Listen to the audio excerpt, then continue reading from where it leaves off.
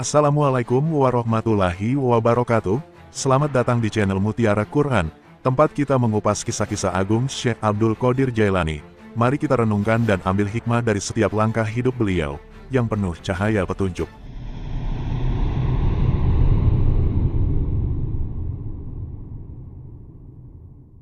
Manqobah ke-9, Syekh Abdul Qadir Jailani untuk pertama kalinya memberikan ceramah pengajian di hadapan para ulama Baghdad.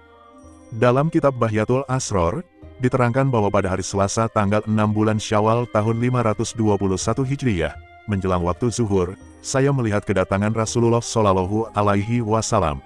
Kata Syekh Abdul Qadir, lalu beliau bersabda kepadaku, "Wahai anakku, mengapa kamu tidak segera memberikan pengajian pada jamaah pengajian itu?"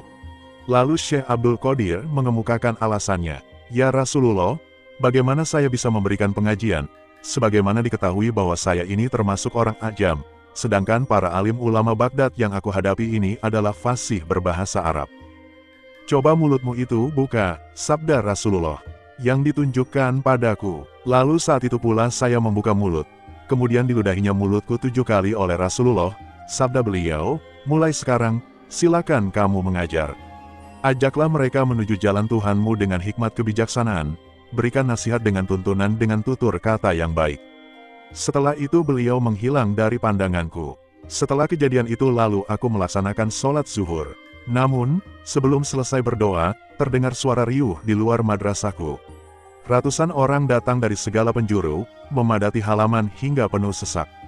Menghadapi kejadian ini saya menjadi gugup, badan terasa menggigil, dagu menggeletar, gigi gemeretak, hatiku berdebar-debar dan anehnya lagi mulutku terasa terkunci tidak bisa bicara.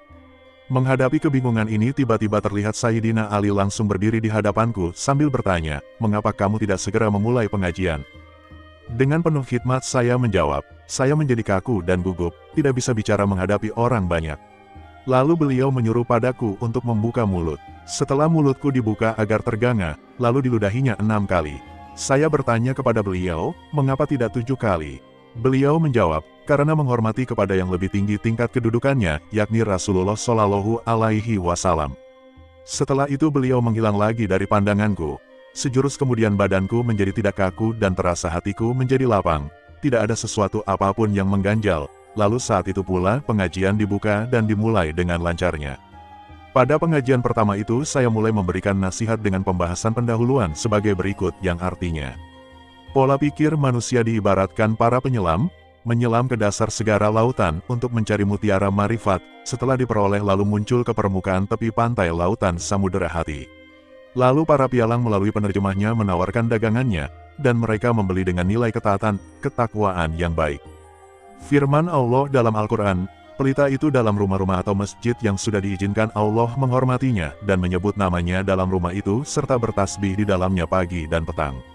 Quran Surah An-Nur ayat 36. Manqobah ke-10, para ulama Baghdad berkumpul di madrasah Syekh Abdul Qadir dengan membawa masalah yang berbeda. Syekh Abu Muhammad Al-Mufarraj meriwayatkan, pada waktu saya ikut hadir di majelis Syekh Abdul Qadir, 100 orang ulama Baghdad telah berkumpul, masing-masing membawa berbagai masalah untuk menguji Syekh. Lalu beliau menundukkan kepalanya, maka tampaklah oleh mereka cahaya laksana kilat keluar dari dada beliau. Kemudian cahaya itu menghampiri tiap dada para ulama tadi. Spontan mereka menjadi gentar kebingungan dan nafas mereka naik turun. Lalu mereka berteriak dengan teriakan yang sama. Masing-masing baju yang mereka pakai, mereka robek-robek sendiri. Demikian pula sorban yang mereka pakai, mereka lemparkan sendiri. Lalu mereka mendekati kursi Syekh dan dipegangnya kaki beliau. Lalu masing-masing bergiliran meletakkan kaki Syekh di atas kepala mereka. Pada saat itu suasana menjadi gaduh dan hiruk-pikuk. Lalu Syekh memeluk dan mendekap para alim ulama itu seorang demi seorang dan masalah yang akan dikemukakan mereka satu persatu dijawabnya dengan tepat dan jelas serta memuaskan. Mereka menjadi tercengang serta kagum atas kepintaran dan kehebatan Syekh dalam menjawab pertanyaan-pertanyaan yang tadinya mereka akan tanyakan.